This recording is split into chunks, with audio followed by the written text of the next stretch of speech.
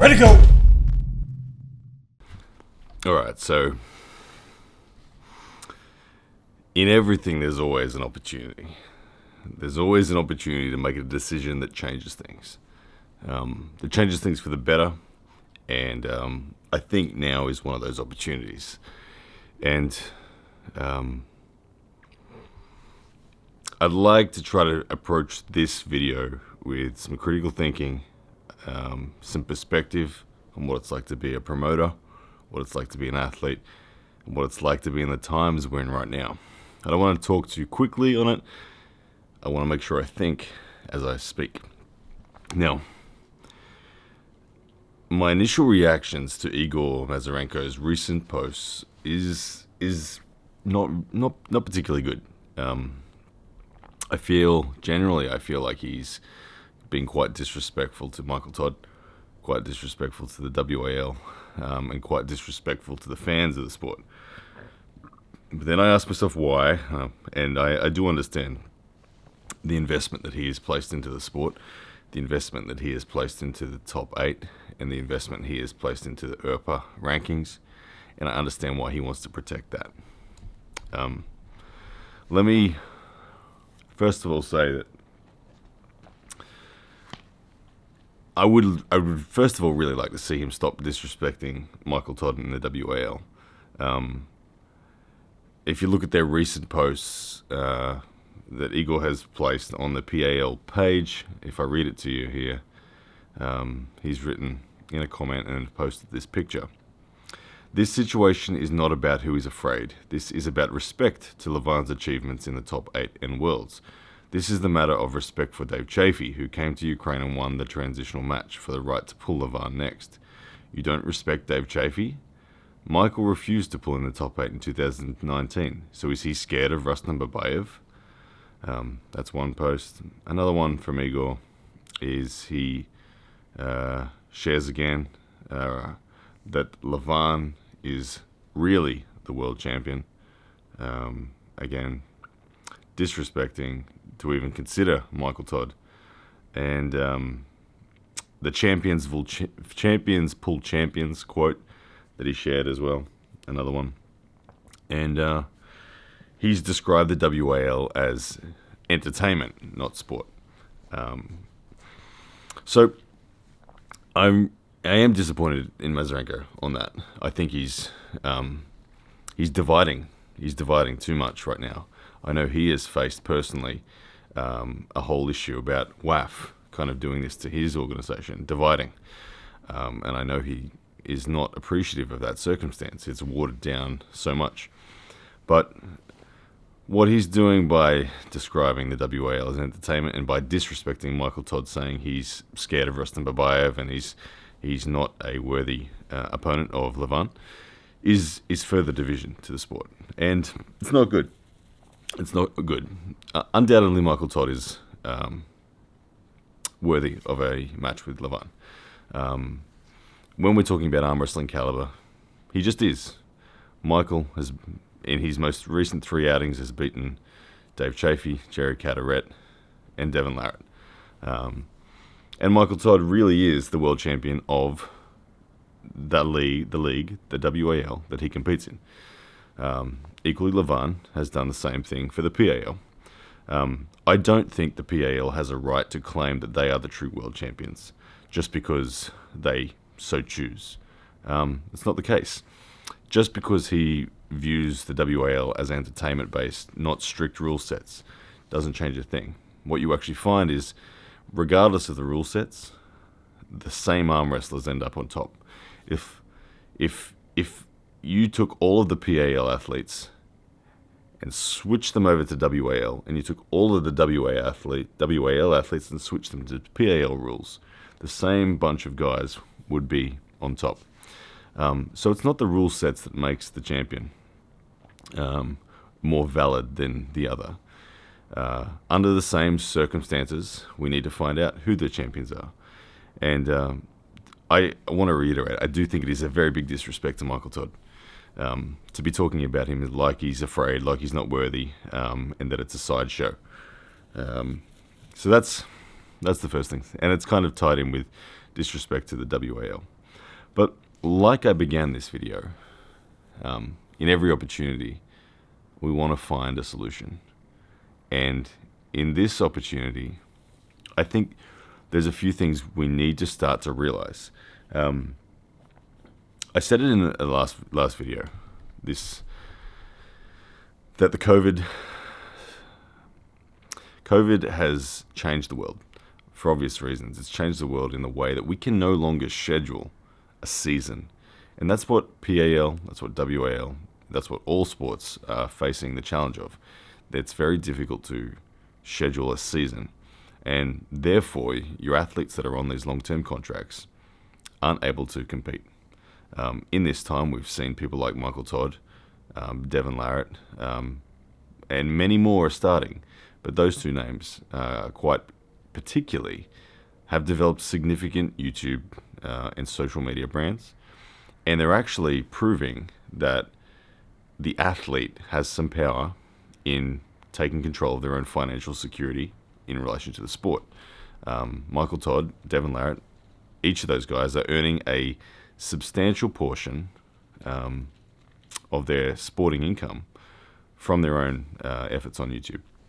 Now, the evolution that is happening right before our eyes at the moment, and this is why I believe all leagues, PAL, WAL, anyone, need to come on board, is you've got to realize that that where an athlete, let's say Levan Sanganishvili last year, was paid, or I don't even, when I say he was paid, he was supposedly paid. I've seen many reports from leaks and whatnot where apparently Levan has not been paid from last year at all. I don't know that at all. But let's say Levan was due to win $50,000 for his top 8, and his appearance fees, whatever, they might have added up to a total of $70,000. $70,000 isn't that hard to earn on YouTube if you are someone like Michael Todd or Devin Larratt. And in fact, that ratio is rapidly changing. And the rate in which athletes, the top athletes, are going to grow on YouTube at the moment is going to very quickly be more substantial than any league can currently afford, because the sport isn't big enough that the sport isn't able to offer money like UFC. The sport isn't able to offer money like tennis or golf or anything else. It's not big enough yet. But individuals are able to make a big enough splash on YouTube that they can actually earn more than the leagues could ever offer them. So leagues need to see this. They need to be ready to evolve, because it's happening right now. Michael Todd, Devin Larratt, as I said, take a look at Larry Wheels. I'm not privy to the exact earnings, but Larry Wheels' channel is earning a very, very, very, very, very substantial amount of money. And that's not including third-party sponsorships. It's in the realm of $70,000 to $80,000 per month is what a YouTube channel of that caliber is able to earn. Now, when we're talking about that, we need to realize now, okay, if the athletes are going to have this ability to earn more money than they've ever been paid by any league on their own channel, then we as promoters need to be ready to negotiate and appreciate the value that that athlete is bringing to the table.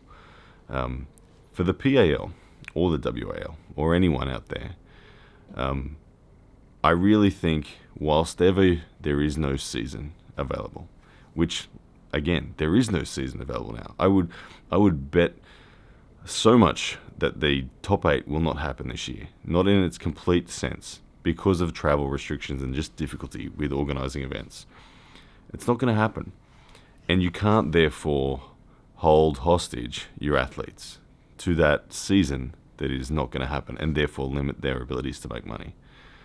Having some individual vendettas right now is what can fill the gaps, and individual vendettas can provide income for all.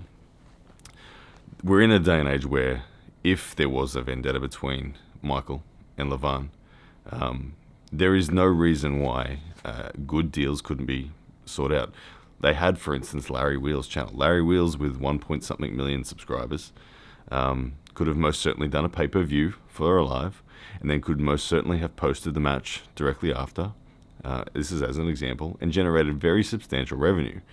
And the PAL, WAL, and Larry Wheels, and the athletes, so 5 parties there, could have very easily made an agreement and a percentage share of the revenue from that moment. They could have added third-party sponsors. They could have added all sorts of things. And that could be a standalone vendetta in between these times where the seasons are simply not available. The WAL, the PAL, they're both hamstrung in the sense of being able to do seasons. But being able to, I talked about in my last video, abolishing contracts. I'm going to use a different term for the moment. Let's imagine just pausing current contracts. Pausing current contracts that exist, and because of the appreciation of the situation the world is in, and allowing those athletes to actually undertake their individual endeavors is a good thing for everyone. It really is. So, without making specific suggestions, I think that it is my hope and the arm wrestling world's hope that Igor and his public opinion on whether Levan wants to pull Michael or not. I've seen him publicly write that Levan isn't interested in pulling Michael, which I believe to be a complete lie from watching videos with Levan. Levan expresses on many occasions in his videos with Larry that he is very interested in pulling Michael. So I would like to see just a return to us all being on the same team, and realizing that there's opportunities. And most of all, let's give Michael Todd some respect. Let's not pretend that he isn't a world-class athlete at the top of the tree. Sorry guys, my battery dropped out. Yeah, so let's not disrespect Michael as so much to say that he's not part of that top echelon. He really is. And honestly, we all know that. It is not only a disrespect to Michael, but it is a disrespect to arm wrestling fans to simply put Michael down. It's disrespect to the WAL to put their champion down. It's disrespect, and it just shouldn't be happening. So, anyway, yeah, I think we'll get past it. I think we will. And Igor, I hope you hear this message from me and from the fans of the world, and realize that it is not an attack on the PAL. It is not an attack on you personally. I will always express such gratitude for everything that the PAL has done. I am an enormous fan of arm wrestling. I'm an enormous fan of the PAL and the WAL. I believe them both to be the most significant professional means for bringing the sport to the world. And I want them to stay. Now, there will never be a monopoly in the world of arm wrestling.